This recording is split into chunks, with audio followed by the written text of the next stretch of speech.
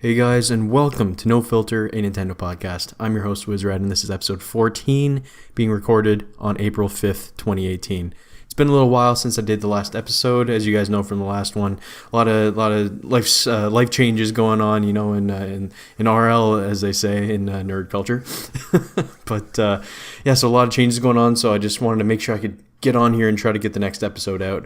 It might be a little bit quicker than normal, but I have a ton of stuff to talk about, so sorry if I don't delve into some of these topics a little bit more in depth, but if you guys want me to go through another topic maybe more in depth later on, let me know in the comments. But let's just get right into the news. So first off, Spider-Man on PS4. Yes, so we had all the, I guess it was the Game Informer big news dump, I guess you could say, just recently, and yes, coming on PS4 September 7th, 2018. I'm loving everything about the game so far. I keep comparing it to Infamous Second Son, which was, way too floaty and really an unengaging open world. Although the traversal was good, they did have a lot of different things in there. But this looks loads better than what Infamous Second Son did. It's a lot of motion blur. I'm interested in the motion blur. I've been seeing that we saw that with Doom on the Switch, for example, and I thought it looked really nice, and I think it looks pretty good here as well. But this is like up to a new level. The amount of motion blur, I think it'll make you either look really fast or just the whole game look very smudgy when you're kind of running around or slinging around, as they say in Spider-Man. But it looks gorgeous. I'm not really too worried about everything else as far as like how it's gonna look. I think PS4 is powerful enough right now, and Insomniac really knows what they're doing with games. How they know how to make a game look really nice. So the civilians apparently can be interacted with, which is really cool. That's always been one of the big negatives for most of these type of open world games, like this, Infamous, all the other Spider-Man games, other stuff like this, Prototype. It's just such a lifeless world most of the time, and to be able to interact with the civilians, even though you might not be talking to them directly, and each one has like a story or something, but like you can high five them when you're going by, you brush by them, stuff like that. That was, I remember when Assassin's Creed came out and how cool that was to see like just random NPCs bumping you, or you're like kind of shimmying around them when you're trying to get past them. I think that's the next big step for games. I don't think this next gen is going to be some crazy huge graphical leap or anything, really, even from PS3 360 generation. Even now with PS4 Pro, it's not that big of a jump. It's just resolution. There's nothing really jumping out there. But what I think they will do is really, hopefully at least, populate these worlds, make them seem more real and living. Also, the game also has just Marvel characters, no unique characters, which I think could be pretty good, but also not at the same time. Maybe is it half-assed or just a little more familiar with the Marvel? I don't know what it is. Either way, I'm pretty excited. And yes, apparently you can play as MJ. That's interesting. It's 30 frames per second on both Pro and Base. I think that'll be pretty cool. I think seeing it, 60 would obviously be nice, but 30, if that's locked, that's pretty great. Hell, if it's not locked, who really gives a fuck as long as it's not running at 20 frames per second? Apparently, it's several times larger than Sunset Overdrive. That's one game I've been meaning to play.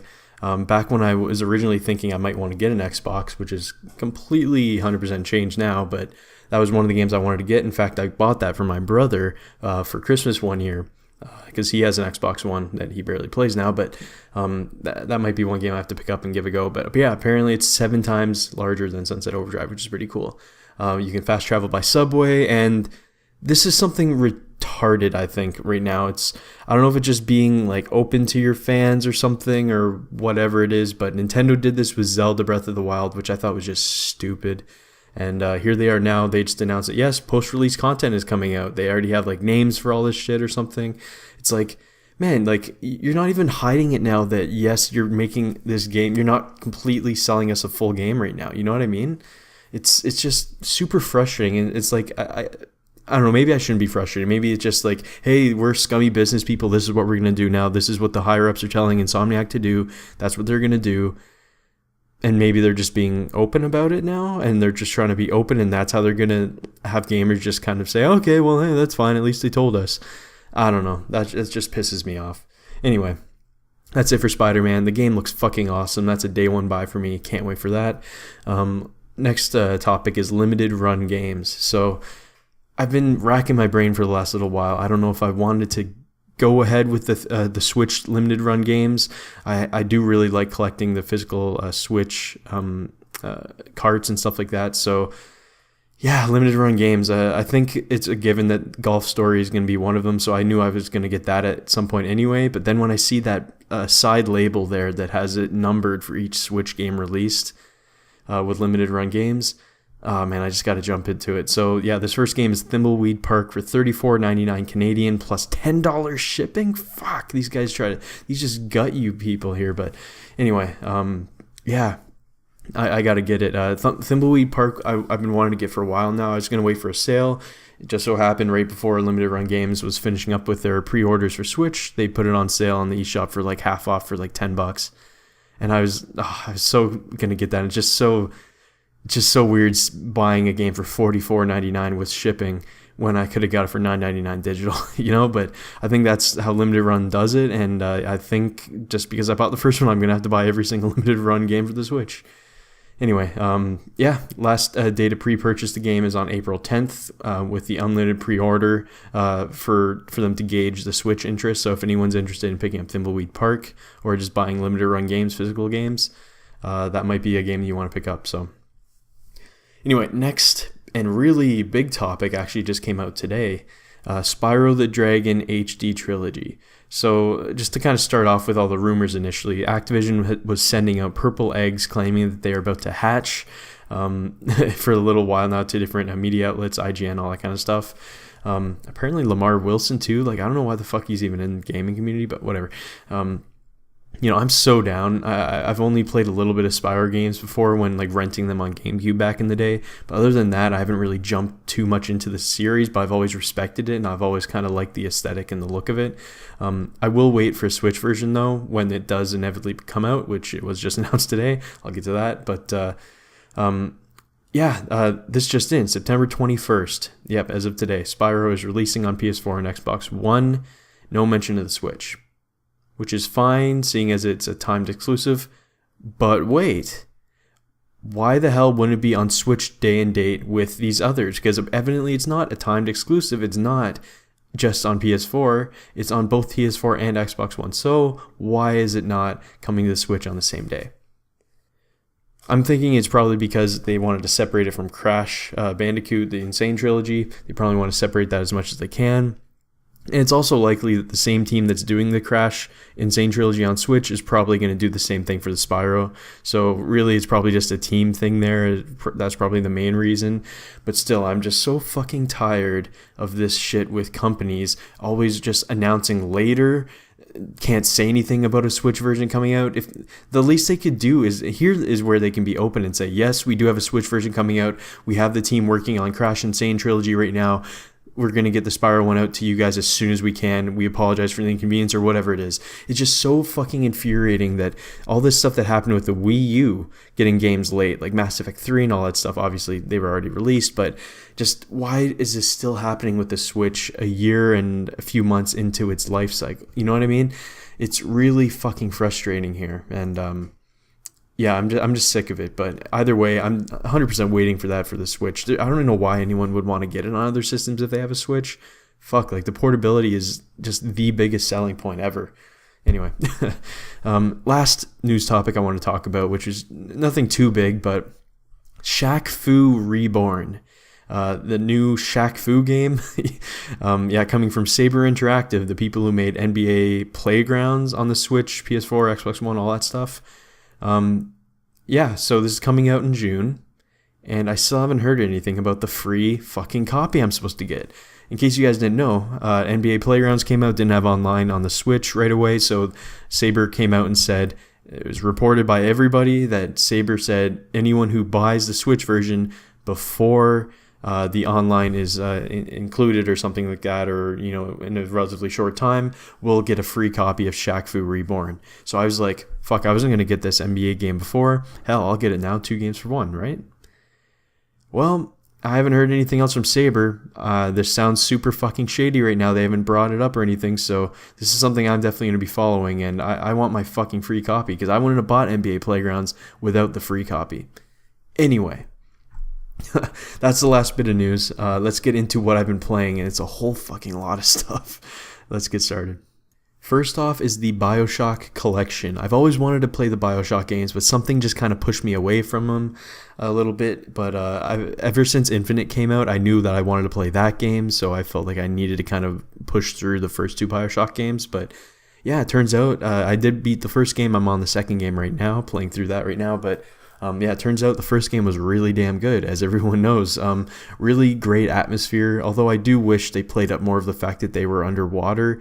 You know, like half the time in the game, you didn't actually realize you're underwater or feel like you were underwater. They didn't really push too much for that. Sometimes you go out in these tubes on like the ocean floor kind of a thing, but even then it kind of, I don't know, it just didn't seem like you're underwater most of the time. They might have some fish swimming by at times, but really it wasn't too much. You know, but that is what they seem to be doing in the sequel here. I'm playing Bioshock 2 right now, and they do have a lot more parts where you're even going into the ocean and stuff like that, and a lot of glass breaking and water pouring in, stuff like that. You know, I'm liking the second one a bit right now, for sure. First one, it was a lot more of like I almost want to say RPG, but it was like a lot more tactical in how you moved, how you the combat, how you collected stuff, you know, all that kind of stuff. It was pretty interesting in that aspect.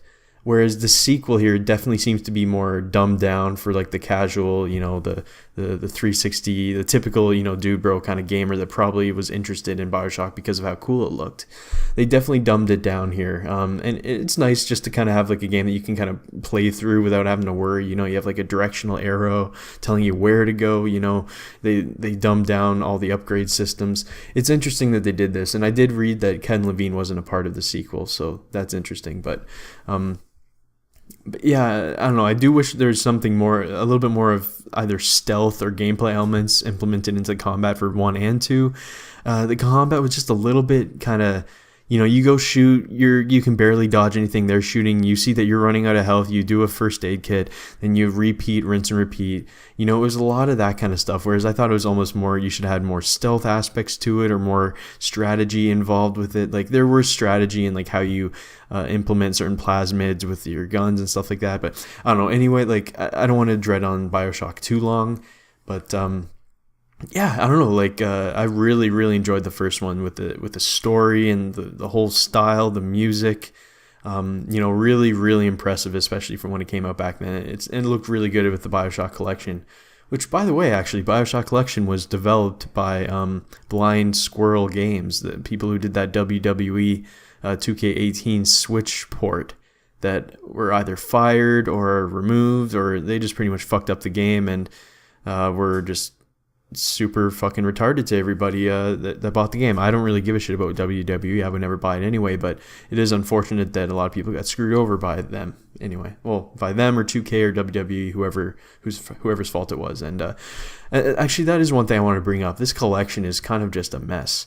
I don't notice much of an upgrade visual wise. Like when I've watched like other gameplay thing, I haven't noticed too much. The menus are garbage. The load times are awful. The saving, you have a certain amount of save spots, and for Bioshock 1, each save was like almost 100 megabytes, and you had the limit of like 500 megabytes of save slots. So you can only save 5 times. And here's something interesting too. I jumped into Bioshock 2. They shared the same save slot memory. So when I played Bioshock 2, I played for about a half hour, 45 minutes at the start. Then I was like, oh, I should probably save. I went in there. I couldn't save. I literally had to exit out of the game, restart just to play through. But I had to go and delete all my saves from my first, from Bioshock 1. That was fucking infuriating. Yeah, I don't know. Like the whole package put together is kind of awful. And that might just be how Blind Squirrel is. You know, the games itself are great. And it really didn't take away from that too much. But just the whole presentation wise and how everything's together and how slow, like you hit a button and it takes like fucking 5 seconds for it to activate, like its prompt. I don't know. It just doesn't feel good going around the menus and stuff like that in this game. Anyway, let's get on to the next game.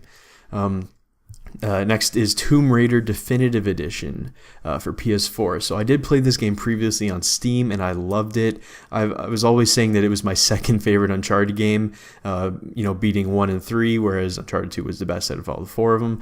But, after playing A Thief's End, just recently, it is definitely showing its age here. It's kind of stiffness is a bit weird. The story is just stupid. It's just ridiculous, just dumb.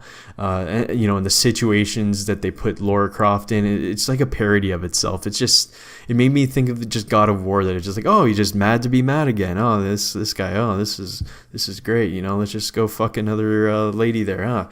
You know what I mean? It's just all this stuff. It's like, oh yeah. She's just a badass. She's gonna get stabbed through the thing here. She's gonna thrown around here, and then, oh, there you go. I'm back up. I'm good. Or she's gonna feel bad that like a pig's killed or something. Yet she just mowed down like 500 people with her fucking bow and arrow and her knife and shit.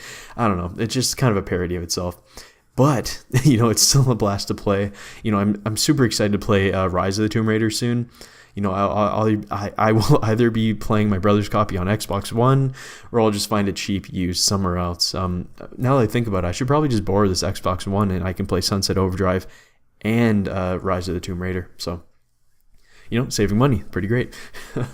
Anyway, yeah, that's Tomb Raider Definitive Edition. I really enjoyed it on Steam. I enjoyed playing it through again here, and I'm just excited to play the sequel now. So, and apparently I have the third game coming out soon too.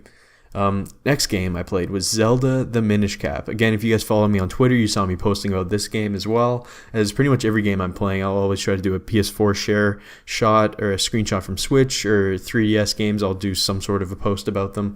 And Zelda the Minish Cap for 3DS Virtual Console. I got this actually with the Ambassador program, if you guys remember that from way back at the start of the 3DS, where they gave you 20 free Virtual Console games that weren't out yet. Some of the games I don't think were ever released on the 3DS Virtual Console, or maybe just recently. Minish Cap. Probably the best top-down Zelda game I've ever played. I think I liked it more than A Link Between Worlds even. It's really, really impressive, and I like the different stories, some different characters in there, and I love the areas where Link is a Pickery or a Minish, whatever you call him, super small, but he's going through like real-life size worlds, going up in the rafters, looking down, at people down below, or, going through forests and stuff, or, riding little twigs through water currents to get to new places. Like, it's really interesting and unique Zelda style here, and I believe it was made by Capcom, which is really cool as well. This was probably the best 2D top-down Zelda game I've played, I think. More than A Link to the Past, I think. I think A Link to the Past has a little too much nostalgia goggles on it. It's still really good, but, I think that's a little bit too much. And A Link Between Worlds, I definitely didn't think was too amazing. It was still good, though. But, this is one I can definitively say is, like, a great, great Zelda game. And I'm not one usually for the top-down Zelda games, but this is definitely one of them that's right up there. The next game is Retro City Rampage DX for the 3DS. So I've been kind of holding off on this for a little while. I did have somewhat high hopes for it, and for all intents and purposes, it was decent, I guess. But, I just kind of rushed through the story. I really didn't give a shit about that. And, mainly because the world didn't really have much to do in it. The world really was just kind of a level with nothing else there, just had some visual design of buildings and stuff like that. And it kind of fell into that shitty GTA trap of just kind of driving to the other side of town for a mission, and then, and some of them not being too great in the first place. Some of these missions are just kind of meh missions. I did get it in a Humble Bundle, so I think I paid like $1 for it, along with like 5 other games, so I'm not really complaining. It did have interesting cameos and some ridiculous situations, which were kind of cool. But again, I think it was just a lot of just kind of this mediocre driving, kind of cool. But then you can go on a rampage if you want, just kind of shooting everybody. It's, it kind of wears off a little bit quick. It's not something that you'll really want to be playing for a long time. But yeah, I just kind of rushed through it. I'm happy I played it. I've been looking forward to that for a little while now. Definitely, if you want a game like this, though, Grand Theft Auto Chinatown Wars on the DS is still, probably the best top-down GTA type game yet. So, next game I played is Unravel for the PS4. And yes, I did not buy this game.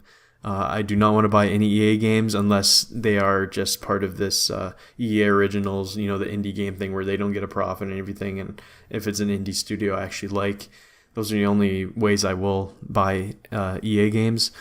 But yeah, Unravel PS4, very pretty, with a somewhat heartwarming story. It's not really story driven, but it did have like a nice little story to it, a nice little message at the end.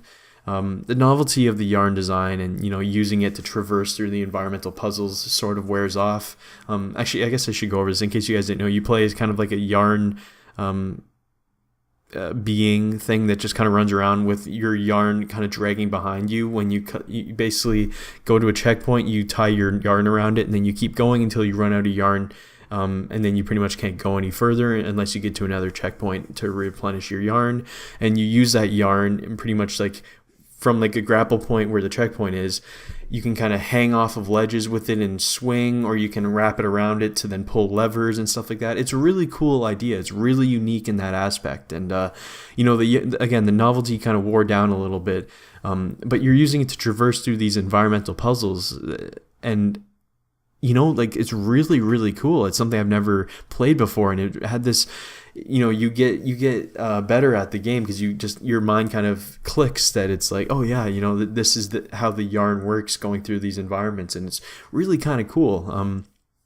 Some problems though, definitely. The levels were way too long for what the game was. And with each level maybe had one major new puzzle element in it. Like at the start, the first level you play, you get a lot of the puzzle elements that you're going to be using pretty much constantly throughout the whole game, and just kind of gets repetitious like that.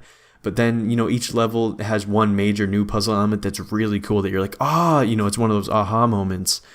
But then, the first 5 or 10 minutes of doing that, of that level is doing the same thing you've been doing since the very beginning. I did enjoy the game though. But again, it just kind of was working my way through it.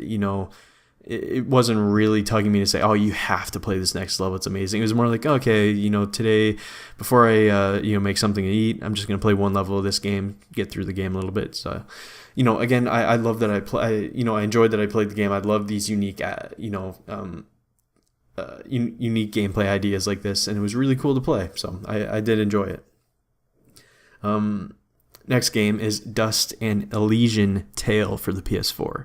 So I had this on Steam a while ago, but there was a problem with the game on it, and it wouldn't allow me to play the game on Steam. For some reason, apparently it was a big issue with the game on Steam with, I don't know, certain computers or whatever the case was, but here I am now on the PS4, and it's actually really good. It's a really good game. I usually get bored of these kind of, beat 'em up, side-scrolling beat 'em up kind of games like this after a bit, but this one did keep my attention for the most part.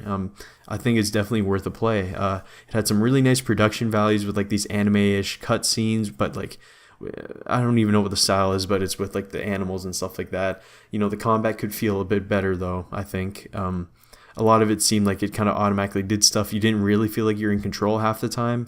Sometimes you're like hitting square or whatever, and you don't really realize that you're actually, if it's like hitting at the same time as you are, it just kind of goes through these combos as soon as you're near enemies. Didn't like that. I wanted to have more control, but other than that, the story was interesting, the world was beautiful, the art style was really nice. Yeah, I definitely suggest Dust and Elysian Tale. It's probably like, you can probably get it for like $2 now on like Steam or PS4 probably like $5 or something like that. So anyway, that was the last game I did play through. I did recently buy 2 other games that I'm going to be starting up very soon. One game is called Thumper, as you guys may know, on the Switch eShop. I've been waiting to play this for a while. I did want to wait for a new sale, and it came out, I think it was half off, or maybe 40% off. I used some of my gold coins, which I think is actually really nice. I'm really liking these gold coins so far, especially as a Canadian like me, where like our prices are like $5 more expensive usually for almost every game compared to the US, or $10 if it's full retail. That stuff really annoys us because we're so used to having the Canadian dollar more than the American dollar. So to see that our games are now, like in some cases $10 or maybe $20 more expensive, yeah, it's not really nice. But, having these gold coins there to kind of alleviate that a little bit, I can appreciate that. I like it. And the other game I'm going to be playing very soon, probably maybe tonight, is a Detective Pikachu. I'm again starting this up very soon, but I like these kind of visual novels. As you guys know, I love like Professor Layton, Danganronpa, and Phoenix Wright and all that kind of stuff. So, I'm not really expecting much from this game, but I do really enjoy the genre, and I wanted to give it a go. I just think it looks so weird that I just love it. You know what I mean? I think it could be cool though.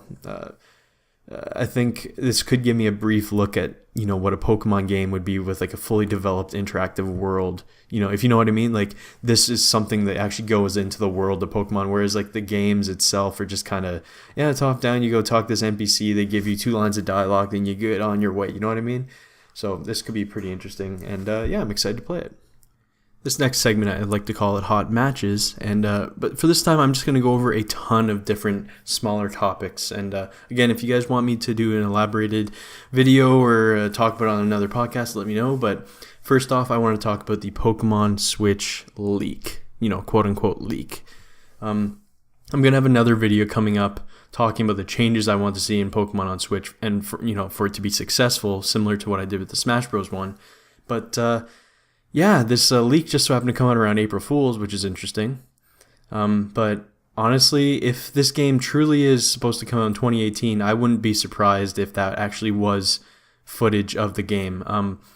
Hate to break it to you guys, I just don't see Nintendo and Pokemon Company thinking so far ahead, thinking that, hey, Switch is very successful here. I think that they were possibly making, those few years, they probably started a few years ago, another Pokemon game on the 3DS that they've now ported, or they've now changed halfway through the process to come out for the Switch. I don't think a 2018 release date is feasible for a brand new, revitalized, brand new start to the Pokemon series. I just don't see that happening. Sadly, I really want to see them go ahead with some big, crazy new Pokemon game, like the Pokemon game everyone's always dreamed of, but they've never done. They have all the fucking money they could ever possibly need or want to put into this. They can make Pokemon even bigger than what it is now. They just don't want to do it. I don't know what it is. They just don't seem to want to put in this crazy big effort to make it something big and special. I remember playing Pokemon Coliseum for the first time on the GameCube. I think I was just renting it back then too, but it was so big, and it was like an actual world, and it had like a story to it, and it had Pokemon Stadium like battles. I just loved that. I loved that aspect of it, and they could really do something big like that with this Pokemon game, but make it a full-fledged RPG. Go to all the different towns, have actual people, storylines. They could really do something like that. But I'm gonna end that talk about this right now, because I am gonna have a full video. I've actually written up a little bit for it already, and that video will be coming out probably within the next 2 to 3 weeks. Pokemon Switch. That could be a leak. I don't think it is. I think it's just like some fooling thing, someone just throwing it together. But at the same time, I just don't want to say, I wouldn't be surprised if they came out and a game looked like that, just a high resolution 3DS game. I could totally see that. There's a reason why we haven't seen anything about it yet. I don't know. We'll see. Next topic I kind of want to go over is just some of the videos I have coming up. I really want to do a top 10 Nier Automata songs. In fact, I have the list ready, honorable mentions, everything. That's probably going to be one of the next videos I actually do film. But I have a lot of other top 10s I want to do of songs. I'll do some nice editing to them. I want to do one for Zelda Breath of the Wild, for Mario Odyssey, Persona 5, and Xenoblade Chronicles 2, of course. I love top 10s. I still like watching other people do it. I know that a lot of people try to do these, but I feel like a lot of them are just kind of phoned in and don't really give too much opinion on top of it, or at least opinion that is kind of interesting for others, I guess. I don't know. A lot of what I do here is I try to emulate what I like best of other YouTubers that just seems to have kind of dropped off a little bit. So hopefully you guys enjoy that stuff. I love video game music, so especially Nier Automata as my number, as the first one I'm going to do. It's a pretty amazing soundtrack. So I've also been thinking of doing a series of videos, a little bit of investigative journalism into video game companies, their past, their present, and what they may be doing in the future, based on the research that I come up with. I had this written up a little while ago. I was going to do one for Retro Studios. I still plan on doing that, but I also wanted to do one on THQ Nordic. As you guys know, like Nordic was a company before THQ went bankrupt. Nordic bought THQ, and now they put their companies together as THQ Nordic. And Nordic has been bringing back so many different games. They have Blob coming back. They're really killing it. And it seems, I just wonder what are their financials like? You know what I mean? Like, they've been bringing back so many series, filling up so many other games. I remember they were one of the last companies releasing third-party physical Wii U games out on the Wii U. You know what I mean? It seemed like they must have been bleeding money just to get their name out there. And it is out there, I think, now, but still not, like, obviously not to the size of it, Activision, EA, or Ubisoft. But, I'd love to hear that. I'd love to do a video about that. Another one I want to do is some more about Nintendo's second parties. So obviously Retro Studios is one, but one other one I am really interested in is Next Level Games. They did the Mario Strikers games, Punch-Out!, and most recently Metroid Prime Federation Force. Also did Luigi's Mansion Dark Moon, which I loved.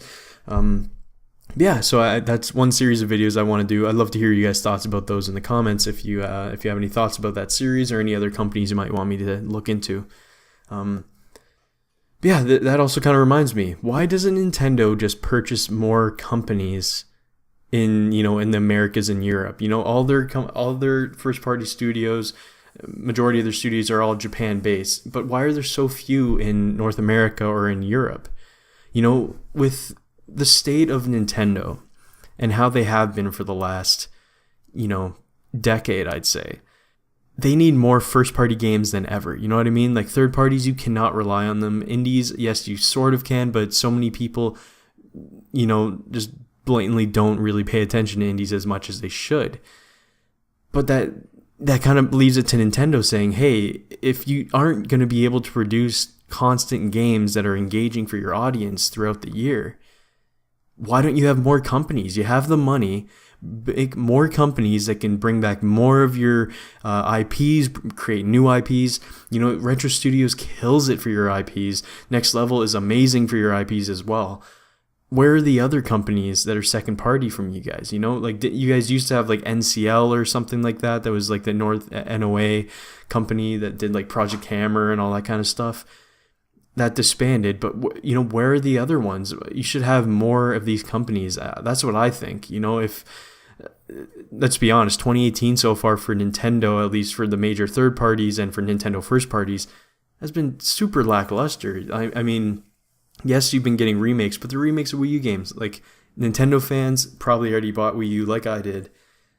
I'd love to see some new games, and if they had more companies, especially some Western companies, making games for them as well, I think that'd be a big bonus, and that just makes the video game industry better. If you slap a Nintendo logo on the game, it's going to do better, and you're going to be helping out the the economy or whatever it is in NOA.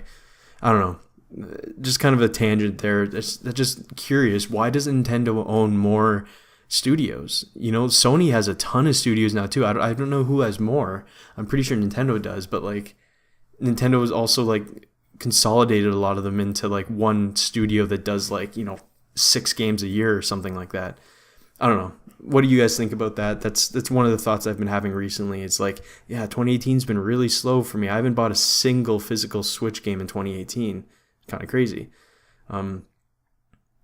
Anyway, I kind of wanted to go over some of the video ideas I have coming up for anyone who's listening this far into the podcast.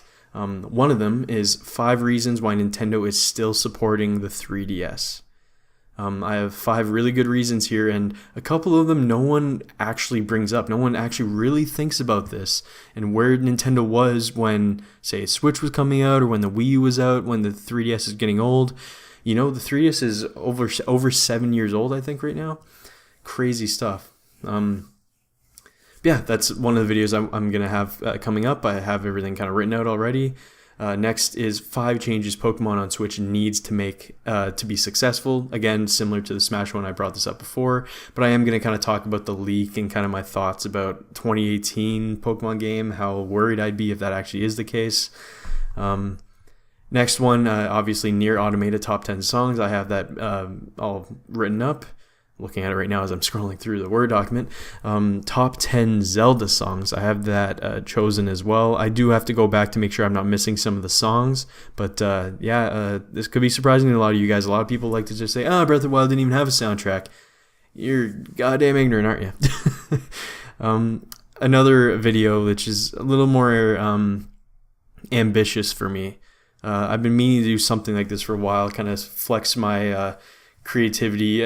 I kind of went through school in design and stuff like that. So, the fact that I'm kind of out of that now, I kind of wanted to do something a little more unique and a little more design oriented. So, just kind of a sneak peek at what I'm planning on doing here is, I might just give you guys the title. How about that? A Hero's Musical Journey - Breath of the Wild, or Zelda Breath of the Wild. That's all I'm going to give you guys. Try to think hero's journey, a hero's musical journey. I'm going to do a lot of editing in this. I've been using a Shotcut for recently for my video editing. It's just it's kind of shitty program, not going to lie. But, I just haven't really bothered going to Premiere or whatever it is. I might, Pirate Bay or whatever. But, A Hero's Musical Journey. I've been doing a little bit of writing up for that, and I think that could be a really, really good video. And, when that does come out, I'm going to really be pushing it, and I'd appreciate if you guys shared and gave me your thoughts on that video when it does come out. That'll be a little bit of work. Probably won't be for maybe a month, but I do plan on getting some work done on that maybe this weekend. So anyway, I think that's it for this podcast episode, though. I think I went through a whole bunch of different topics and hot matches. I had a ton of games I played, obviously, and some really awesome news recently as well. So I hope you guys really enjoyed this episode, number 14 of No Filter, a Nintendo podcast. Again, please leave comments. It really, a lot of people like to say this, but it really does kind of keep the channel going.